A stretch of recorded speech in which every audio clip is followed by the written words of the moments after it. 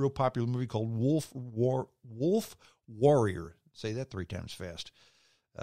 It has to do with a benevolent Chinese force inside of Africa. They're kind of like Rambo type films. So they take the U.S. genre, the Western film storyline, and they make the films themselves.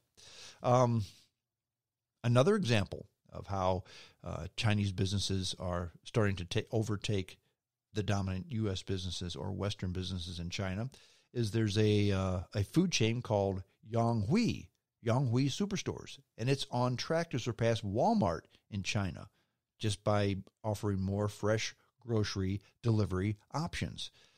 Chinese luxury goods are also growing because once upon a time, President Xi's wife, she wore a trench coat from a Guangzhou-based company called Exception de Mixmind.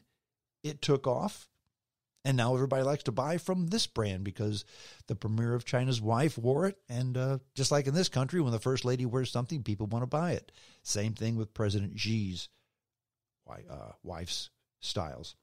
And young Chinese consumers, by the way, they don't particularly care so much about brand names, but they'll buy the cheaper Chinese-made items. Couple of reasons. They're cheaper, and they really don't care too much about brands, so they're more money conscious. And by the way, it's patriotic. Buying USA is patriotic to us. Buying China is patriotic for them. Now,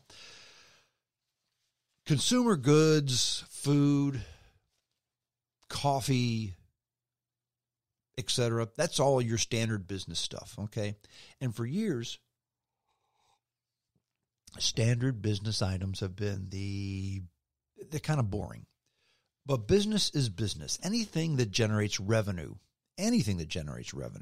is business. That includes sports, music, Hollywood, etc.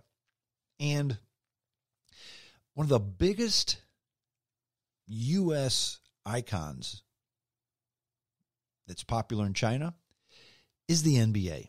Ever since Yao Ming came over from China to play for the Houston Rockets, the Houston Rockets have been a big popular team for Chinese. In fact, this summer, James Harden, who's with the Houston Rockets, he was in China. And the reason he was in China, he was doing a promotion for Adidas. He's got a contract with Adidas. He was in China promoting that brand.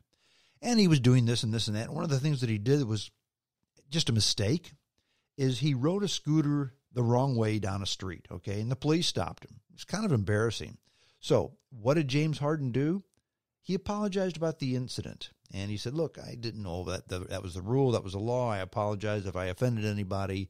I didn't mean to be disingenuous towards the laws of China. So, hey, sorry about that. And he apologized via Weibo. And I think to yourself, why would he apologize via Weibo? What's Weibo, and why didn't he just go on Twitter? Well, 2 reasons. First of all, Weibo is the Chinese Twitter. Because Twitter is not allowed in China. If you think that Twitter is unfair in the people that they ban and what you can say on Twitter, how would you like to be in China where it's not even allowed? You have to use Weibo, which if you mention Tiananmen Square, gone, done, banned, and the police will probably come to your house. Okay, so he had to go via Weibo because that's the social media outlet in China. And by the way, what Harden did was the right thing to do. He was a guest in their country. He broke the law by mistake because he didn't understand the law. And he showed the people respect. That was the right thing to do because anytime you're a guest in someone's country and you do something that is offensive, even if you don't mean to, you apologize. You don't want to be the ugly American. You don't want to be the ugly Westerner. You screwed up, you apologize. Harden did the right thing. This week, however, Harden apologized again to China and the Chinese people. Not for riding the scooter down the wrong side of the street. This time he apologized for the Houston Rocket owner showing support for the freedom protests in China. Now, you may have heard about that story. The owner of the Houston Rockets, last week, I want to say, showed support for the Hong Kong freedom protesters, and the Chinese government threw a hissy fit. They banned all access to the Houston Rockets website. You can't buy Houston Rockets clothes or hats. Okay, they took them out of the stores. The government came and said, "Yep, you got to take these out of the stores now. You can't buy it." It's almost like they washed the whole country of the Houston Rockets. You can't even see anything Houston Rockets in China anymore. And James Harden apologized for his owner showing support for the freedom protesters. Now, why would he have done that? Is he really a big-time communist and supports that government? No. James Harden has a $200 million contract with Adidas. And with that apology, Harden has now proved that the $200 million in his pocket is more important than the freedom for oppressed people. He's made that choice now. James Harden, in kowtowing to the communist, has shown that he's a dyed-in-the-wool capitalist, because he has basically said, you know what, $200 million is a lot of money. So I'm going to apologize for the owner, for my other boss, for my other job, supporting people who want freedom for $200 million in my pocket. And by the way, I'm okay with that too. If that's what James Harden wants to do, if $200 million in his pocket is more important than standing up for a group of people who want freedom, that's fine. It's okay. He has a right to do that. However, Harden has now made a choice. It's his decision.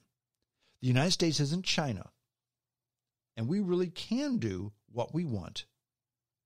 And $200 million is a lot of cash. However, Harden had better never, ever, ever open his pie hole about social justice anytime, anywhere, about anything else, ever. He's taken a side. He's taken a stand. He showed us what he's all about, period. End of story. Oppression in China is nothing like any oppression we have in the U.S. So James Harden had better never play social justice warrior in this country. There's nothing that anyone has done to anyone in this country that comes close to what the Chinese government does to a select group of people. So don't open your mouth. Same goes with Walt Disney.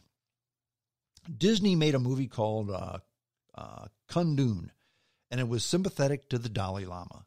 And the Chinese government had a fit. In fact, they banned the movie. In fact, they banned everything that Disney did. And Sony, which is the parent company or subsidiary of Disney. I'm not sure how that works. But they basically said, you're going to make a movie that's sympathetic to the Dalai Lama? That's it. No Disney, no Sony ever in this country. We are done. Disney CEO Michael Eisner met with Chinese Premier Xu and apologized, stating that he would never do that again. And the ban was lifted. In fact, the ban was lifted on all Disney films and all Sony films because he apologized. He says he will never do that again.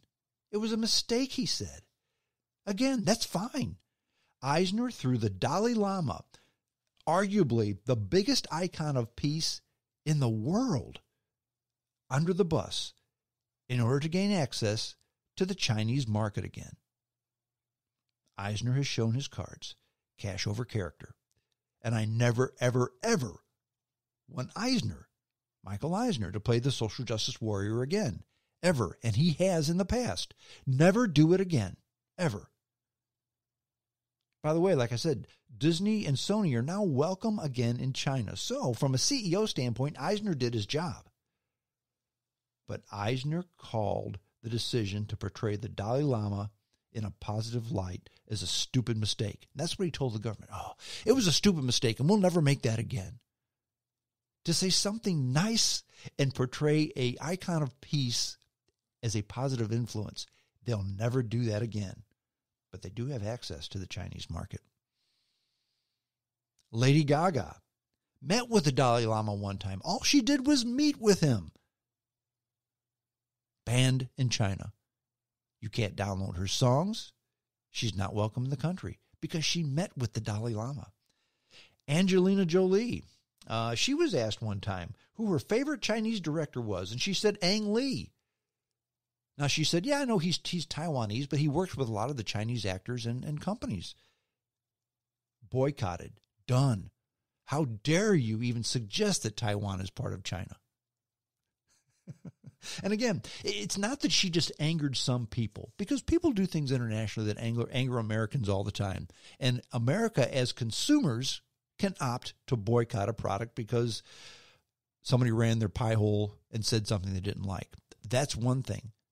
But the United States government has never banned anybody from a country because of something they've said like that, ever. The NBA stars are now looking at the same problem that Michael Eisner, Hollywood, recording artists have seen for years. They're now looking at that same problem, the exact same problem, because they have big sneaker deals, okay? Sporting goods deals, sneaker deals, okay? China is the biggest market by far. Again, 1.3 billion people. So they're saying, don't upset the oppressive government because we may not be able to market our stuff here. We may not be able to sell our stuff here if we say something that upsets the government, okay? There's a guy named Matt Halfhill.